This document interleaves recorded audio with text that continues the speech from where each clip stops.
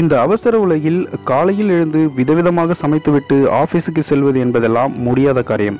இதனால் உடனே நாம் நாடுவதுதான் இந்த நூடுல்ஸ். இப்படி சில நிமிடங்களிலேயே தயார் செய்யும் நூடுல்ஸ் போன்றவை நமது உடலுக்கு நல்லதா அல்லது கெட்டதா என்று பார்க்கலாம் வாங்க.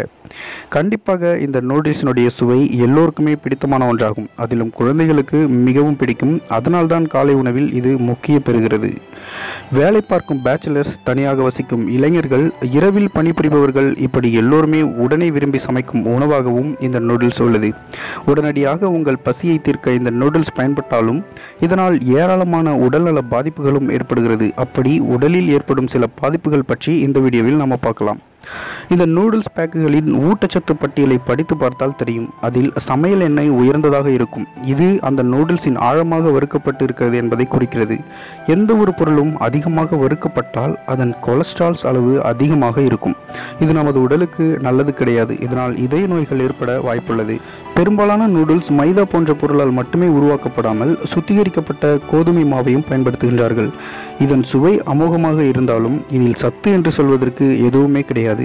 மேலும் செயற்கை சுவையூட்டிகள், செயற்கை பதமூட்டிகள் போன்றவைகளும் சேர்க்கப்படுகின்றனர். உங்களுக்கு தெரியும், சில மாதங்களுக்கு முன்பு ஒரு புகழ்பெற்ற நூடுல்ஸ் பிராண்டானது உலகளாவிய தடை விதிக்கப்பட்டது என்று.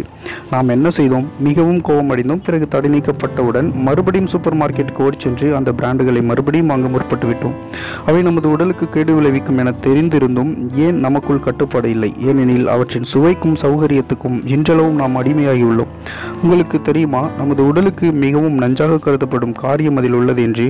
இதனால் சிறுநீரகம் மற்றும் கல்லீரல் செயலிழப்பும் ஏற்படும். மேலும் கருவுற்ற பெண்கள் மற்றும் குழந்தைகளின் மைய நரம்பு மண்டலத்தையே பாதிக்கும் கொடிய பொருள் இது. நமது குழந்தைகளின் உயிரோடும் நம் உயிரோடும் விளையாடும் ஒரு நஞ்சு பொருளை நாடி செல்கிறோம். தினம் தினம் வேலை பார்த்து சம்பாதித்து சாப்பிட்டு உயிரோடு வாழ்வதற்காகவே போராடும் நாம் நம்மை அறியாமலேயே கொஞ்சம் கொஞ்சமாக நமது உயிரை குடிக்கும் நஞ்சை உண்டு வாழ்கிறோம். நஞ்சு உணவுகளை ஒருபோதும் சாப்பிட மாட்டோம் என்ற ஒரு கட்டுப்பாடு நமக்குள் பிறக்காதவரை நம் உயிரை நாமே கொலை செய்யத்தான் செய்கிறோம் என்பதை மறவாதீர்கள். இதில் உள்ள சோடியம் அளவை கேட்டால் நீங்கள் அதிர்ச்சியில் ஆழ்ந்து விடுவீர்கள். ஆமாம், நாம் ஒரு நாளைக்கு உண்ணும் உணவில் 46% அளவுக்கும் அதிகமான சோடியம் உப்பு இதில் சேர்க்கப்படுகிறது.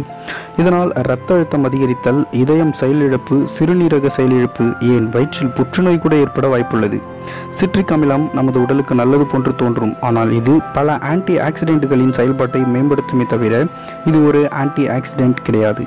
இது எதிர்மறையாக நமது உடலில் அமிலத்தன்மையை அதிகரித்துவிடும். நீங்கள் தினமும் நூடுல்ஸ் சாப்பிட்டு வந்தால் இந்த பிரச்சனையை நீங்கள் சந்திக்க நேரிடும். இந்த நூடுல்ஸ் உங்களுக்கு சமைக்க வேண்டுமானால் எளிதாக இருக்கலாம். ஆனால் உங்கள் இளம் வயதிலேயே நீங்கள் உங்கள் உயிருடன் விளையாடி கொண்டிருக்கிறீர்கள் என்பதே உண்மை. கேடு விளைவிக்கும் பாதிப்புகள் மட்டுமே இதில் உள்ளது. இது போன்ற உணவுகளை தவிர்த்து ஆரோக்கியமான உணவுகளை எடுத்து சந்தோஷமாக வாழ முற்படுங்கள். நன்றி. Subscribe to our channel and press the bell icon.